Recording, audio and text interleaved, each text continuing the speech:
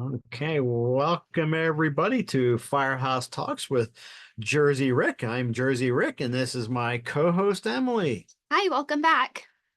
Appreciate everybody who has tuned in the past. If you're new to our podcast, welcome. This is episode number 21. That's crazy. Yeah, I know.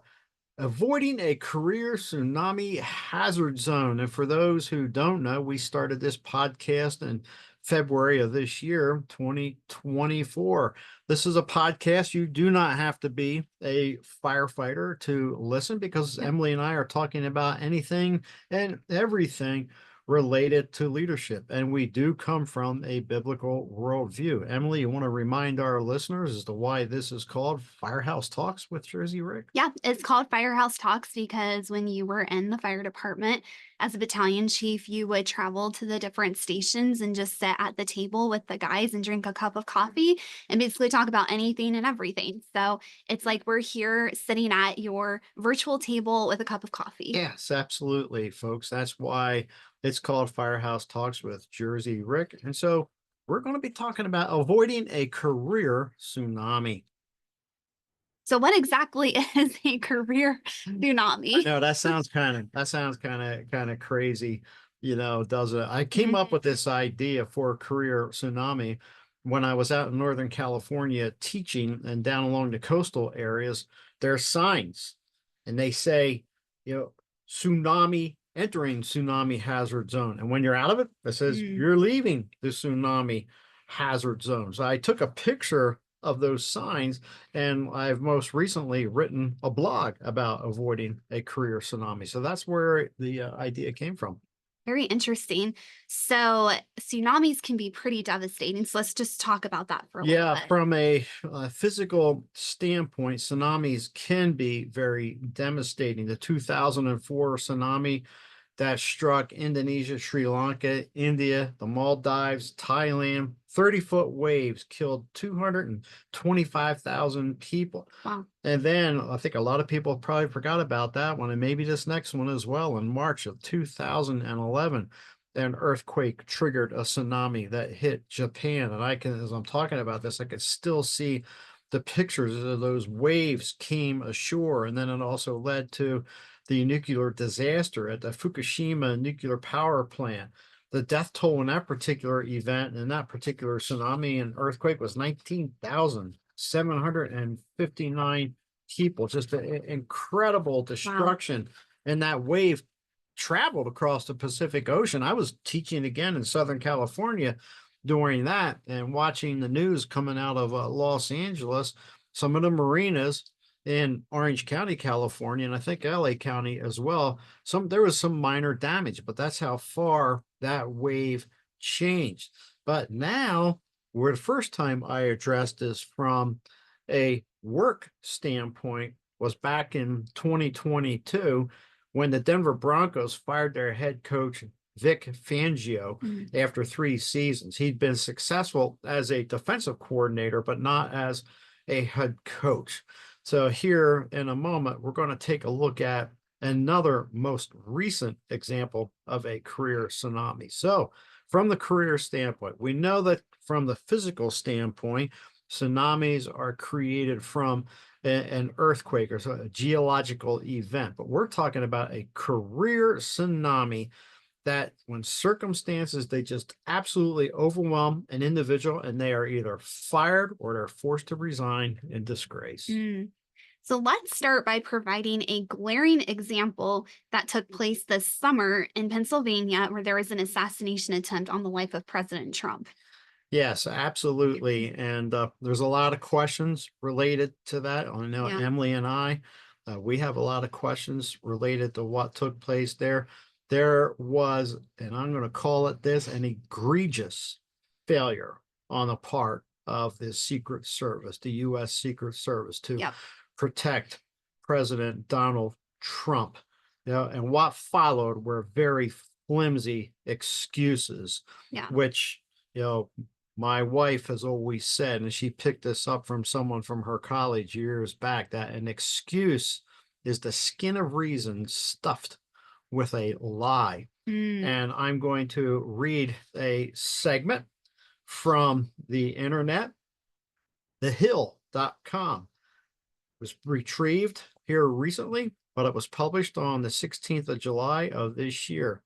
And quote, Secret Service Director Kimberly Cheadle said in an interview that aired Tuesday morning that a sloped roof used by the gunman who attempted an assassination of former President Trump last weekend at a rally had safety factor considerations. She said that building in particular has a sloped roof at its highest point, Cheadle said in an interview that aired on ABC's Good Morning America Tuesday morning to the outlet's Pierre Thomas. And so there's a safety factor that would be considered there that we want to put somebody up on a sloped roof. And so the decision was made to secure the building from inside, unquote. Hey, Kimberly, I know you're not there any longer, but listen, sister, there's firefighters around the world that get on sloped roofs every day to do the job. I was one of them. So that's just a bunch of nonsense. Yeah, it's a bunch of it's baloney. And you can get a lot of that down at the local deli. I will say, I don't think anyone will ever look at sloped roof any differently now. Whenever I see one, that's what I think about now. So these excuses led to more questions, obviously, about what actually happened that day. But that isn't the topic of this episode. We're just using this kind of as an example. Yeah. But video emerged showing a rattled Cheadle and her inability to holster her weapon. Mm-hmm. Within days, Cheadle resigned, admitting that the Secret Service fell short of its mission. Like, you think? Yeah. Yeah. Yeah. Hello, people. So, given this example, what leads to a career tsunami? Well, before I address that question, Emily, I want to make a statement that the Secret Service is a large organization. And just because this individual was at the top and however she got there at the top, and because there was a failure out there in Pennsylvania that day, that gives a black mark to the Secret Service. And that gives a black mark to the Secret Service agents who are dedicated to their job. And there's a lot of them that are dedicated to their job, but they suffer because of nonsense like this. This egregious actions, this malfeasance that took place out there in Pennsylvania that day that goes further up the line. And it's the same thing with the FBI. The FBI has taken a black eye on a number of things recently as well, and rightfully so. But there are also good agents that work on the field out there. They work out there on the field. So for those of you who are in law enforcement and you're doing what you're supposed to be doing and you've got that integrity, I applaud you. The men and women in law enforcement, you have a tough job. Absolutely. Because this woke society is your enemy. Yeah. They are your enemy, and I applaud you. Continue on. Do what is right and provide the protection to the people of the United States of America. Yeah. So that's my free political statement. I am Jersey Rick, and I approve of that message. I'll vote for you. Yeah. So what leads to a career tsunami?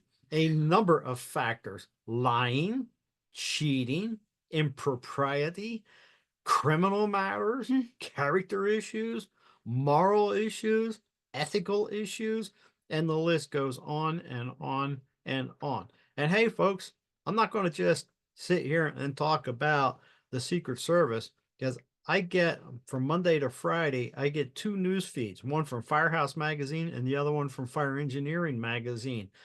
And this may shock the people who are not firefighters, but there is a lot of character issues that take place in the American Fire Service. Unfortunately, it is sad to say, where fire chiefs steal money, board members steal money, there's sexual improprieties that take place, other ethical issues that are out there. So it's not something that's just confined to the Secret Service or law enforcement. It's really an epidemic in any organization. It is. You're right, Emily. It is an epidemic. So with those character issues over there on that part of it. Another one that can lead to a career tsunami are people who are promoted too quickly. And you and Mm, I are very familiar, and we talked about this here a couple episodes ago, of a business in our area where, at least as of this recording, the people who are in management positions have been elevated so quickly that they do not have the experience under their belt yeah. to be able to properly lead people. And so they're incapable of performing in these higher levels. And we see it all the time. We see it. It doesn't matter what the profession is. We have people that can be technically competent at their job, and then they get promoted.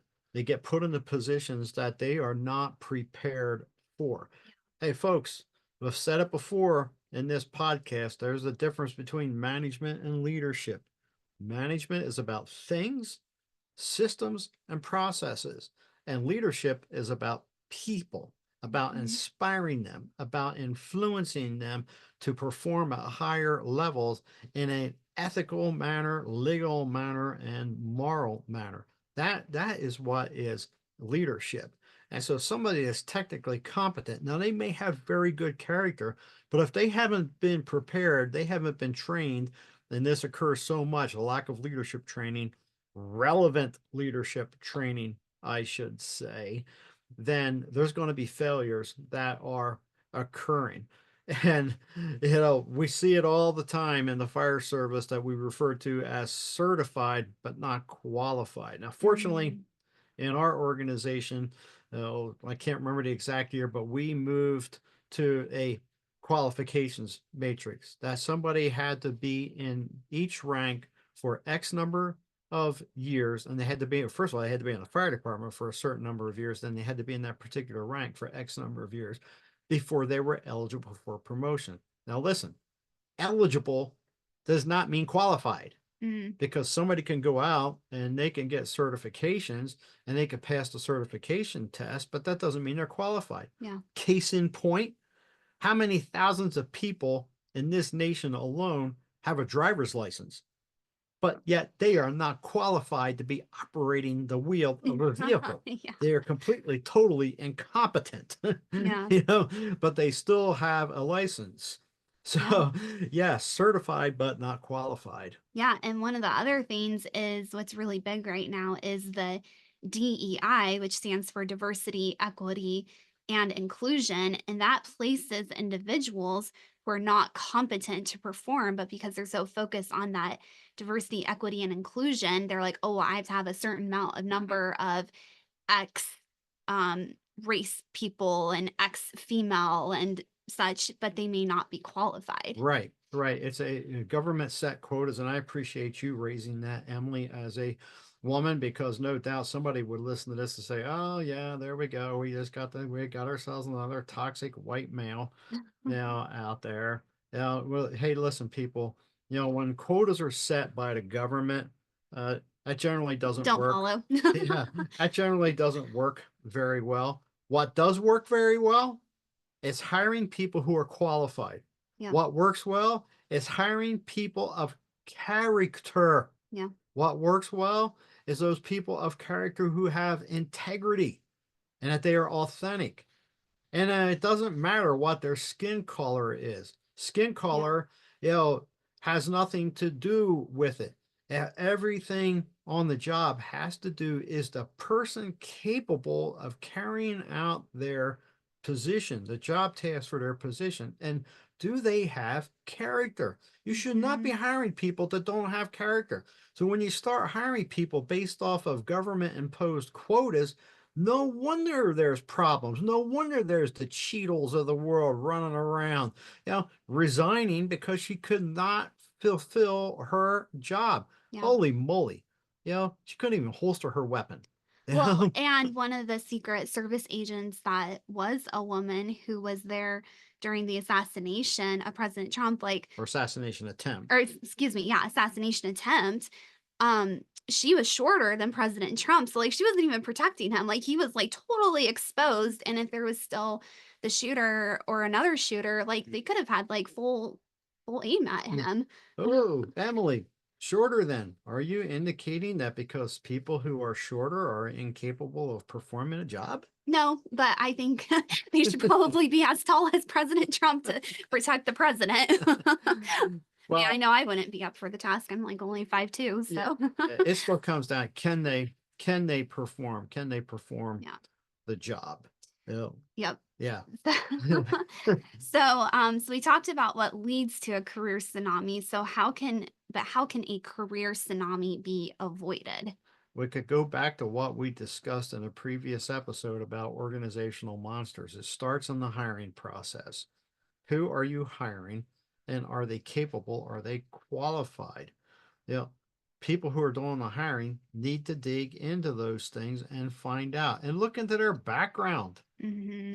What were they doing previously? How did they perform on their previous jobs?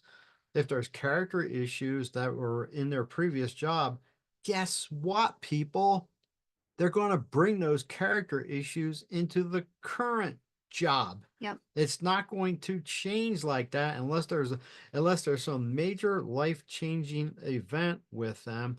They're bringing not only their experience or lack thereof, but they're bringing those character issues in there with them. you know, placing people of character, not characters. Yeah, not those organizational monsters that we talked about in one of our October episodes. It's a simple thing. It's simple. You know, it's not like we're trying to put a rocket and a satellite in the geosynchronous orbit around the Earth. Yeah. You It's know, so simple, yet yeah, people make it so yeah. complicated. And also when you hire people, not political flunkies, not the boss's favorites, you Hmm. know, but the people who know. Just, one of these things that occurs, around, I'm going to narrow it down to the United States of America, are cities to have a strong mayor system. Here in our city, we have a strong city manager, weak council. Other cities have a strong mayor Hmm. system and a weak city manager, meaning that the mayor, yep, comes in on whatever the term is every 4 years. And guess what? There's shakeups at the upper levels because they're bringing in their people. They're bringing in their public works director. They're bringing in their HR director. They're bringing in their fire chief. They're bringing in their police chief. And many times, when that's happening in these cities, they're political flunkies. Yeah. They're political appointees. And then when they get voted out of office, guess what? You know, so in that realm there too, there shouldn't be political flunkies. If they're going to can somebody, then there should be reason to can that department director, not just because there's a new mayor in town and maybe they're not of the same political party. Yeah. And the hiring the boss's favorites, promoting the boss's favorites, that's all lack of character stuff. Absolutely. Nor should there be caving into woke policies and using DEI to meet a government societal or cultural quota. It's just Absolutely. setting you up for failure. Yeah, absolutely. Absolutely. So we've talked about the organizational level. Can we break down the individual level? Yeah, individual level, Western society, it gets pushed so much to climb the ladder, climb the ladder. To be successful, you've got to get promoted. To be successful, you've got to get, more of a salary and so forth like that. I caution people about, being that rapid riser. Take time in the position that you are at to learn the ropes, to learn the job, Mhm. and then get those experiences underneath your belt so when promotion does come about, you're prepared for that next level. Find out what the true responsibilities are of that next level. It's real easy to go to a job description and say, oh, okay, well, this is what's expected of me, assign duties. Well, there's a lot of intangible things that exist at that next level, Mhm. and you should find out what those intangibles are. Talk to people in that next level. It doesn't matter whether you're fire, police, EMS, military, corporate world, nonprofit. Talk to people in those other levels and ask them, hey, what are the intangibles that take place here? Things that are not in the job description, things that you learn. So that way you're prepared and you don't step into something that you're sorry you stepped into, because I've seen people get promoted into positions they've done well in an interview process, and then a couple of years later, it's like, wow, I didn't expect this to be happening. I didn't realize I was going to have to deal with these type of personnel issues. I didn't realize that I was going to have to sit in these endless meetings. I didn't realize that in some of these meetings, there's always one to two people that are repeating the same thing they did in the last meeting and in the meeting before that and in the one before that. Now, I didn't realize this. I didn't realize that there was going to be more administrative work. Find that stuff out ahead of time so you don't get Mhm. yourself into position, and then you're going up the chain of command saying, "I need to demote. I want to go back to where I was at before." That comes down to an understanding of us as individuals. Where do we fit? What do we like to do? Where are we best at? Yeah. We don't have to buy off, Emily, on this Western notion that to be successful, you need to rise to the top. Be prepared. From the fire service side, I would talk to people on my shift and I said, even if you remotely are thinking about a promotion or not, I said, you ought to at least go through the Fire Officer One class and get that certification, because what I have seen is people say, I don't want it, I don't want it. And then bang, guess what? Hey, there's going to be a lieutenant's test. And then people are running around as, well, I don't have that certification. I want a test. I don't have that certification. Mm. My philosophy has been go through that class and get that certification. So then when that and ask questions, find out what it's like to be a lieutenant or a captain.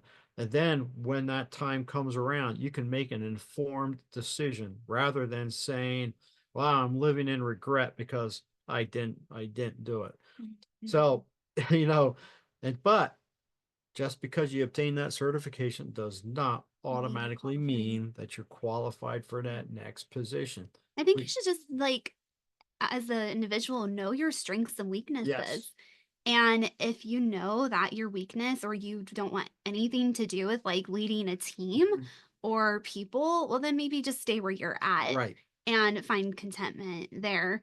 And I mean, we know someone who knows their weakness and they've stayed in their rank and they are very happy in their Mhm. position. They've been there for years. Mhm. So, and I admire them knowing their weaknesses and knowing that they would hate going up any further up the career ladder. Yeah, you're right. And we're probably both thinking of the same person. And I do admire this individual. You know, I admire him for his technical and tactical capabilities, but as Emily said, hey, he knows that it's not for him to move up that career ladder. He's very, very Mhm. happy and content where he is at. When I had people on my shift that they said, I don't want to move up. I don't want to go beyond. And typically it was at the driver operator, what we refer to as the engineer. It was the engineer rank. And they would say, I'm very happy driving and operating the rig. I don't want to move up. And I'd say, okay, I respect that. However, my expectation of you is you will be the best driver operator, the best Mm. engineer, the best firefighter that you could possibly be. And my other expectation is you're not going to keep it to yourself. You're going to pass that on to the people who are coming up behind you and that are beside you. You're going to share that knowledge. You're going to share what you learned. And fortunately, the majority of them uh, did that. And so, what this really boils down to, folks, also is not only preparing personally, professionally, but get yourself a mentor. Yeah. And, there's nothing wrong with having a mentor within the organization. I highly encourage you to get a mentor outside the organization, because you need somebody that's outside the organization that can share their experiences and that they can listen to you, and it's not going to wind up on your evaluation. Mhm. And then also, I encourage you to get a coach. Now, lots of times people think You. that a coach, yeah, thank you. A coach is, like the football coach or the baseball. No, a coach is someone who is a trusted individual who is going to ask you the questions to help you draw out the answers from within, from Yeah. inside of you. Now, I walk a dual line between coach and mentor because of the things that I learned. And as a battalion chief, I can't, if somebody is a lieutenant and they want to be a battalion chief, I can ask them all the questions in the world, but they've not experienced being a battalion chief before. And so they're not going to have that in them. This is going to be supposition or what they have observed from their current chief officer. And so that's where the mentoring side of me comes in, and I can mentor them in those areas. Now, another thing too, that's definitely related to this, it's slay the ego, drive a stake through that ego, humble yourself. Yeah. Former Sergeant Major of the Marine Corps, Al McMichaels, he wrote a book called Leadership. And he had a great quote in there. And it is the first sign of stupidity is when you think you know so much that no one can tell you anything. Mm, We need to be humble and we need to listen to what people are saying to yeah. us. So, That's good. Emily, is there anything that you'd like to add before we wrap this episode up? No, I think that's a really good quote for our listeners to chew on. Okay, all right. Well, everyone, thank you for tuning in to Firehouse Talks with Jersey Rick. That's it for this episode. Say, I want to plug my book, The Furnace of Leadership Development. Christmas is coming up. You can go to Amazon. You can find it in paperback, Mhm. ebook, and Audible as well. And this book has things in here that you're not going to find in a lot of other leadership books. Number one, because my experiences, but number two, Jersey Charm in it. the Jersey Charm. Yeah, I talk about anger and disappointment, and you don't find those two topics Yeah. discussed in a lot of the leadership books out there. So, hey, please, if you have found this episode to be useful, please like us, subscribe, and share. Visit my website, www.fireofficerleadershipacademy.com. That's where you're going to find out about the services that I offer. And also in the upper left-hand corner, you're going to see the words that blog. Click on that. You'll have access to the weekly blog that I post. And I also post it out on LinkedIn. So thank you for tuning in to this episode of Firehouse Talks with Jersey Rick. And we'll see you on the next one. Bye bye. Bye.